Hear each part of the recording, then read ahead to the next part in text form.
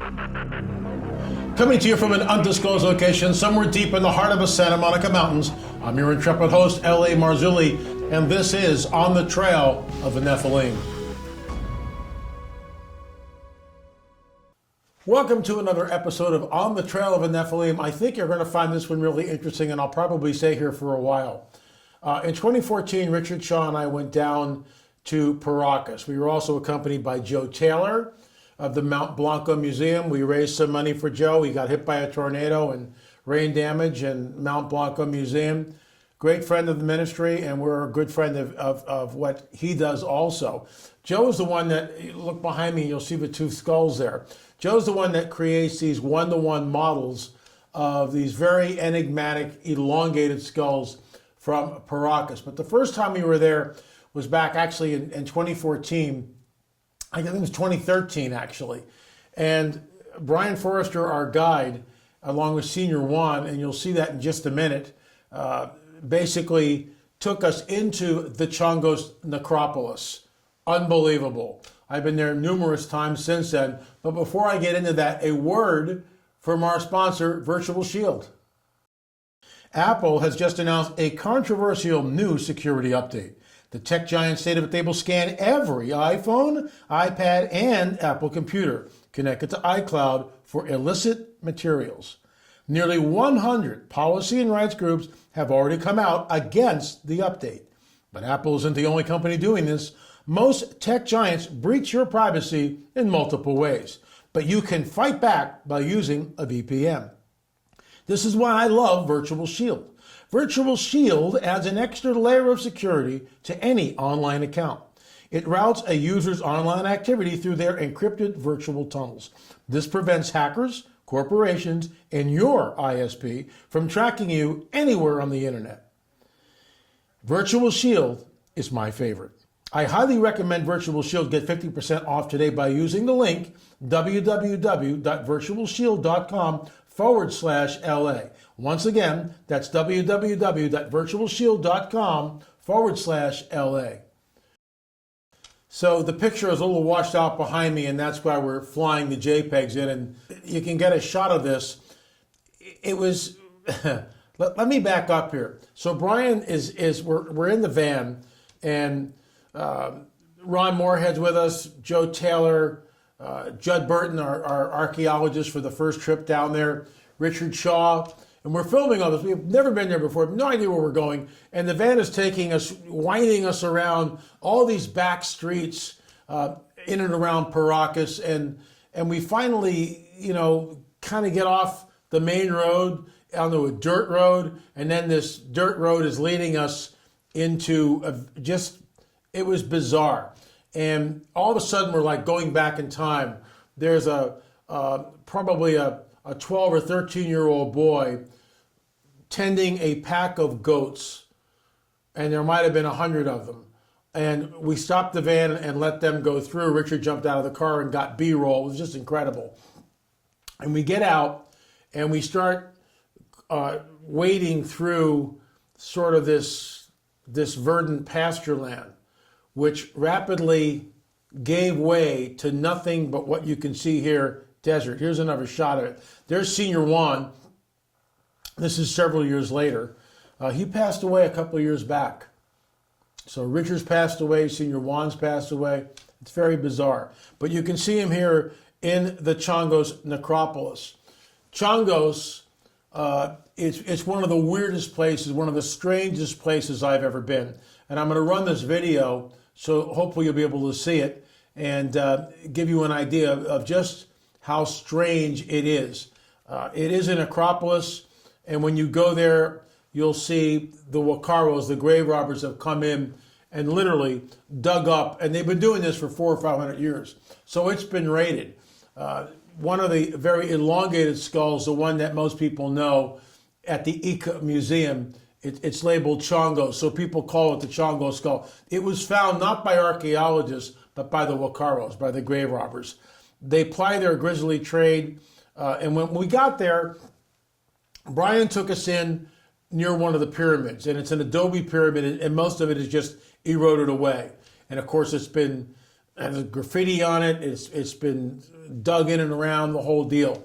But so I'm there and I'm by myself, and everybody kind of fanned out, and Richard's like tagging behind because he's got all the camera gear, and I'm like way ahead of him, and I bend down and I'm looking at this and I see all these shards of pottery, and you can see some of them in the picture here, and then I start to see bone.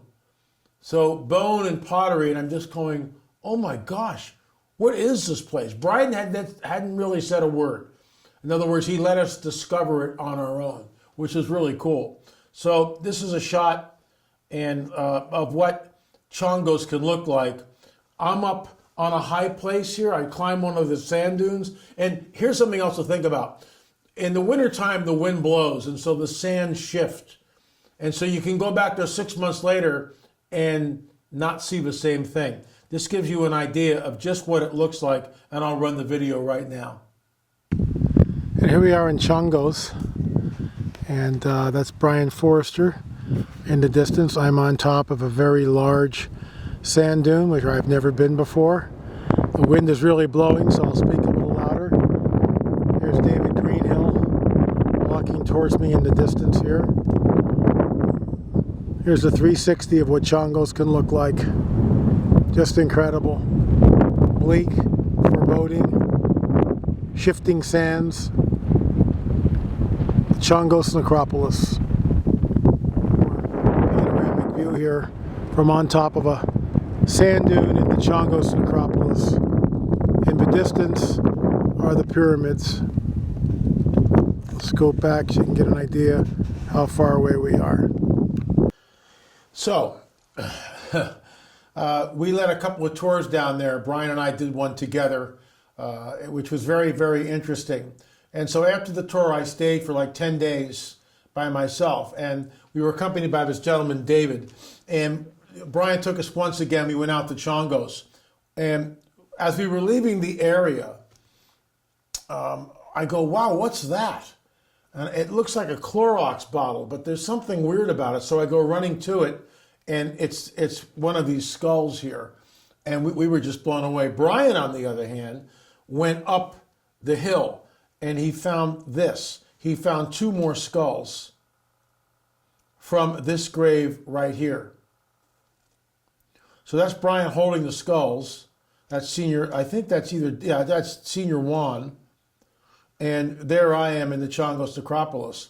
So what happened was, all we could surmise is the Wakaros dug this grave, found the bodies, because there were, everything was strewn all over the place, all the funeral goods, and something spooked them. And so Brian was able to find 2 of the skulls.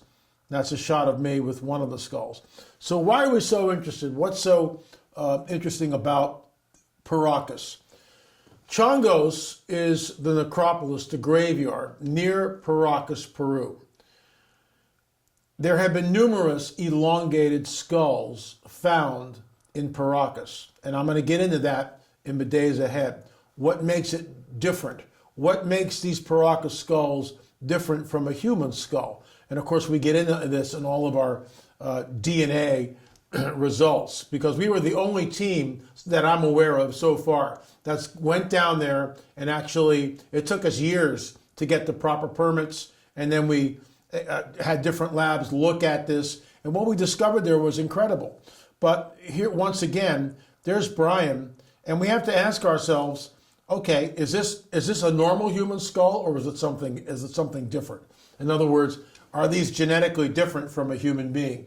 And what we found there will surprise you. And I know I've covered some of this before, but I really want to do a deep dive in this, because this was responsible for our film, DNA, The Final Results. And I think you'll find it absolutely interesting as we move on further. But that's a shot of the Chongos Necropolis right there. It's one of the most, it looks like the Sahara Desert.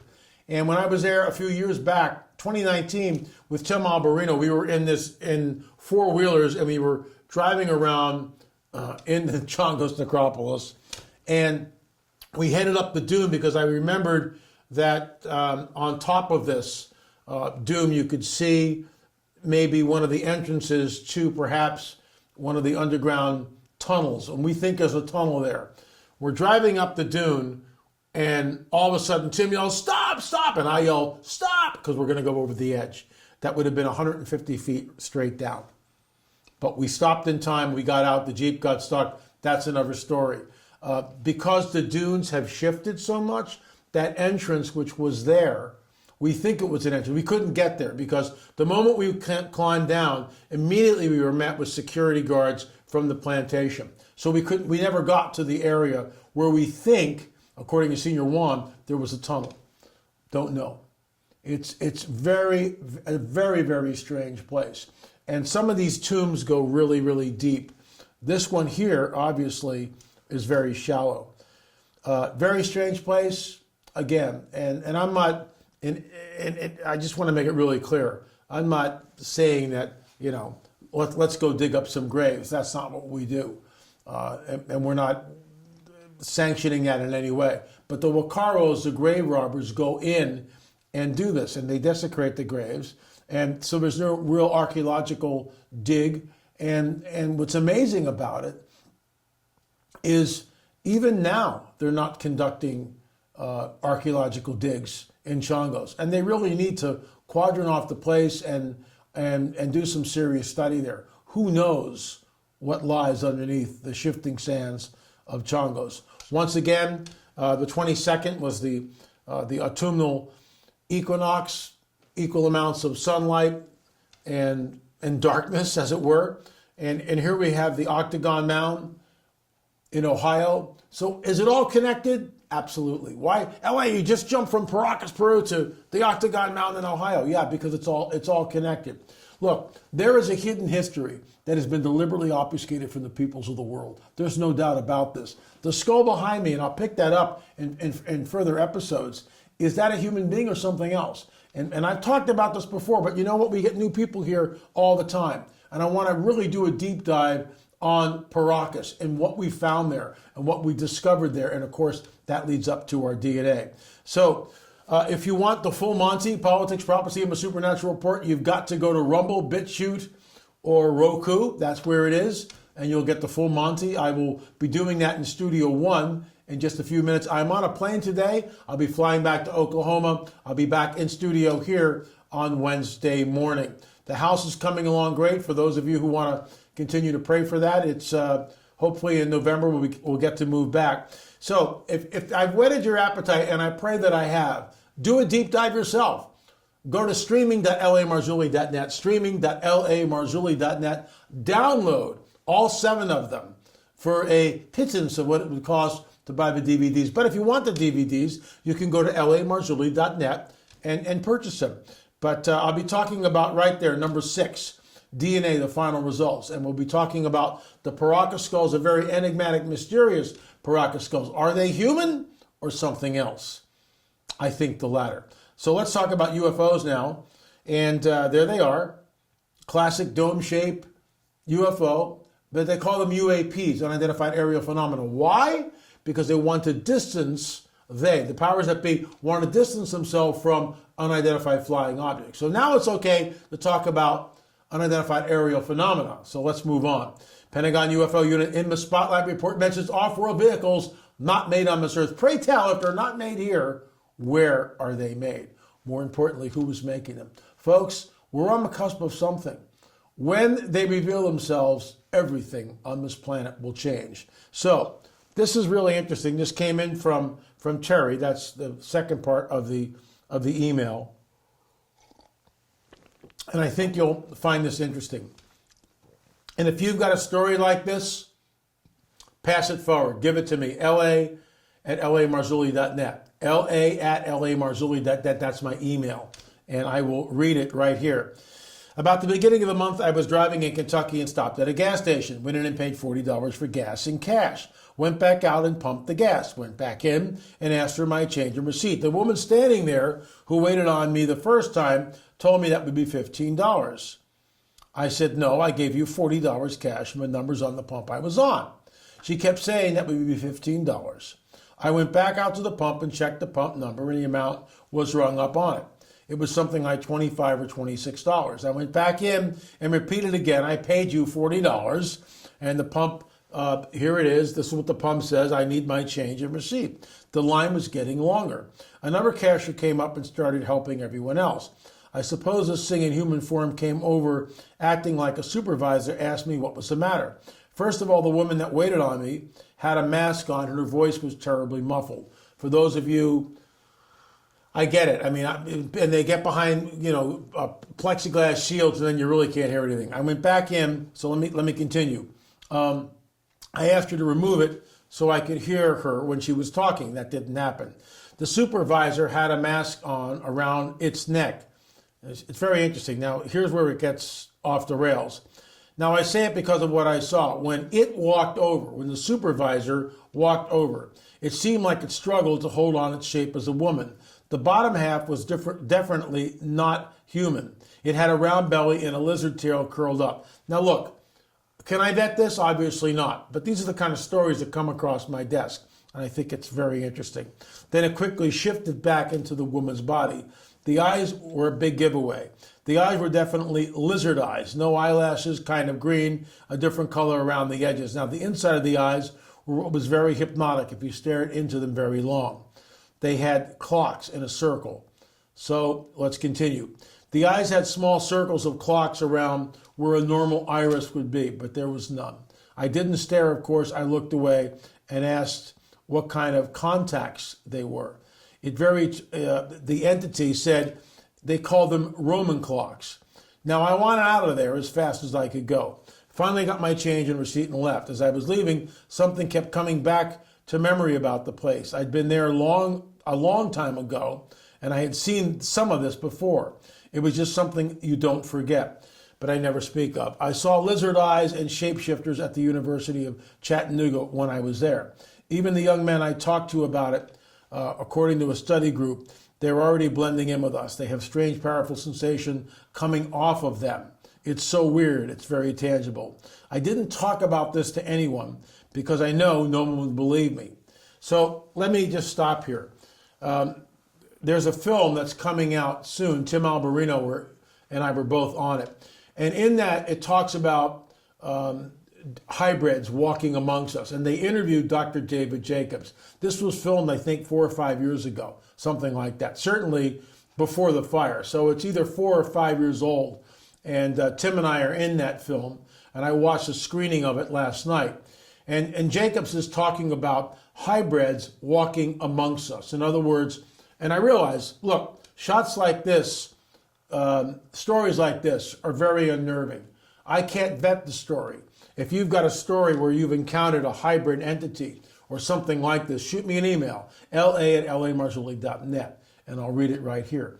But what's interesting about this is we get reports where people have encounters at gas stations, in the supermarket, different places, and all of a sudden they encounter high strangeness. And that high strangeness is in the form of someone that is having trouble holding on to human form, or maybe it's deliberately revealing their non-human form to that person. And I realize this stuff is really, really strange, which is why most people don't talk about it to other folks, but they'll tell me because they trust me and they know that I'll believe them. I can't vet that story, but you know what? In this new film, which is coming out, more about that in the days ahead, we talk about the fact that they are now integrating with us. And I realize that sounds strange, but let's go back here. Off-road vehicles not made on this earth, right? UFOs, UAPs are now being talked about on Fox News, CNN, and all media. So the cat's out of the bag, as it were. Look, folks, Jesus warns us that even the elect would be deceived if that were possible. That's an ancient prophetic text from almost 2,000 years ago. And yet, I think it's very appropriate in the times we find ourselves living in. Our free film, UFO Disclosure, Pass It On. You can watch it right here on YouTube or go to streaming.lamarzulli.net. Watch it for free, pop some popcorn, bring the people over. Look, this is the coming great deception and the Luciferian endgame. We'll see you tomorrow from our studio in Oklahoma. Thanks so much for watching On the Trail of the Nephilim. Remember, we'll see you on the air or in the air.